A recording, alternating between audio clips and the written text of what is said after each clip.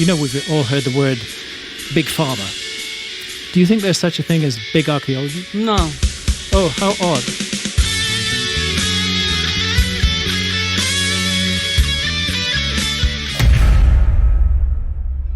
There are many parts of the world that haven't been looked at properly yet. Over 10 million square miles of land that were once above water during the Ice Age are now underwater today. One of those places is spoken about in the Egyptian creation story, so I'm traveling about 2 hours south of Luxor to the Temple of Edfu, Egypt. This is the Edfu Temple of Horus. The Temple of Edfu is located at the west bank of the Nile in Edfu, Upper Egypt, where the entire story of Atlantis is told in the Egyptian context on the northwest interior wall. The Egyptian creation story refers to the lost city of Atlantis as a sacred island called the homeland of the primeval ones, so it just has a different name. The hieroglyphics recorded today are an exact replica of the older text and have been translated into English just this year in 2024. A German author named Manu Safzadeh wrote a research paper called English Translation of the Egyptian Creation Story recorded at the Temple of Horus in Edfu, Egypt, that used a previous German translation published by the German Edfu Project under De Turkirth as a guide for his own English translation of the Edfu building text. He used the original source, and it does appear to be genuine work. This is how we know we can trust it. So let's briefly talk about the story of Atlantis. The Atlantis story originates from ancient Egypt. For those of you who are hearing this for the first time, the Atlantis-Egypt theory suggests that the survivors from Atlantis traveled and migrated eastwards across the Mediterranean Sea and settled as refugees in pre-dynastic Egypt, bringing with them advanced knowledge and technology. Now, the story of Atlantis comes from two dialogues of Plato, Timaeus and Critias. Atlantis comes from the Greek philosopher Plato, who lived around 340 BC.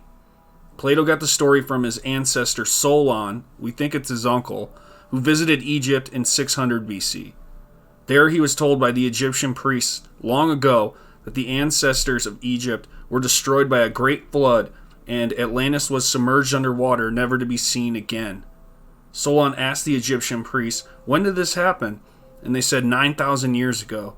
So if you do the math, Solon went to Egypt in 600 BC, and 9,000 years before that, it's 9,600 BC. That's the date at the end of the Younger Dryas Cataclysm, and it's the date of Meltwater Pulse 1b, 9,600 BC, which is one of the largest single rises in sea level to ever occur. But beyond Plato, there's only one real-life reference to Atlantis, and that is the Egyptian creation story carved into the Temple of Edfu in Upper Egypt. So let's talk about it.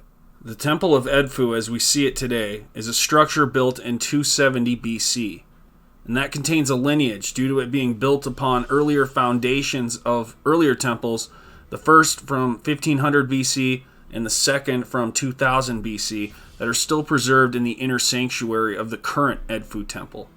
Now, if we make our way to the northwest interior wall of the Edfu Temple, we get to where the creation story is located.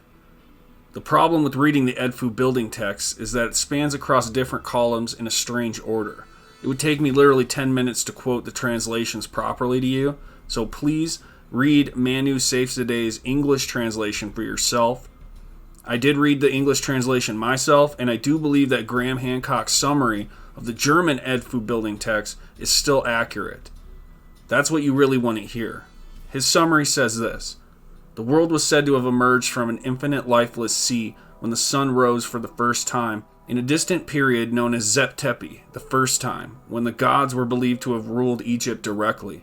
During Zep-Tepi, the world was in a state of perfection and harmony, with the gods and humans coexisting peacefully. This period marked the creation of the world and established the divine order that governed Egyptian society. It speaks of a great serpent that comes from the sky and splits the island in two. It speaks of a great flood that killed off most of the inhabitants. The survivors of the flood then fled to different parts of the world, including Egypt, and built primeval mounds as the foundation for all future temples to come. And it was Plato who coined the phrase Atlantis, Before, in the Egyptian creation story, the ancient Egyptians called this place the homeland of the primeval ones. And this is something that we see repeated throughout time. Different cultures had different names for different things. Now, one question that needs to be asked is, if Atlantis was real, then has anybody narrowed down where it's located? And as it turns out, there are two locations that most scholars agree to where the story of Atlantis may have occurred.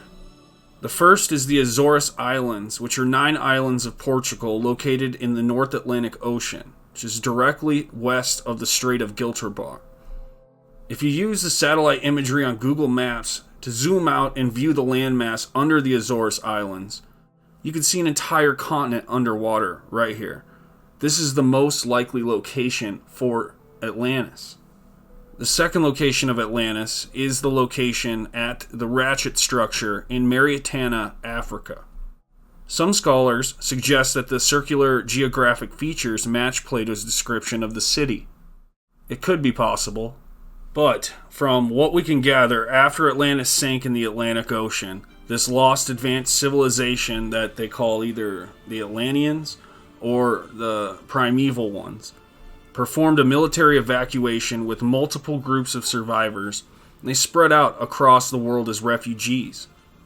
Now, I believe that all the Egyptian gods, the Greek gods, Mesopotamian gods, all of the gods from across the world originate from this sacred island that the Egyptians call the homeland of the primeval ones.